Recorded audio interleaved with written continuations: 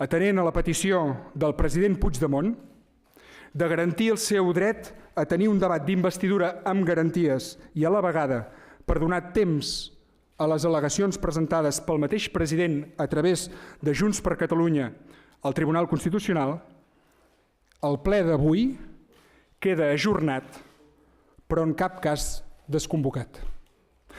El ple d'investidura del candidat Carles Puigdemont i Casamajó es manté convocat i se celebrarà un cop assegurem un debat d'investidura efectiu i amb garanties, perquè aquesta és la voluntat expressada pels grups parlamentaris. I a la vegada es posposa també per garantir el dret del president Puigdemont a un debat d'investidura efectiu i sense ingerències. Una investidura que tingui valor real i que sigui efectiva.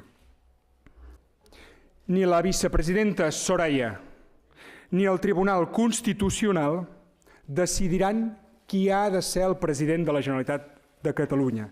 Ni la vicepresidenta Soraya ni el Tribunal Constitucional decidiran qui ha de ser el president.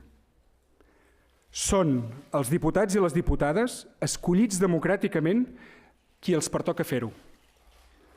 És arran de la seva voluntat majoritària que el passat 22 de gener vaig proposar al president Carles Puigdemont i Casamajó com a candidat a ser investit president de la Generalitat.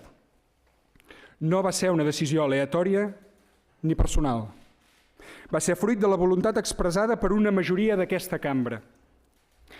I en tant que aquesta voluntat majoritària es manté, no proposaré cap altre candidat a la investidura.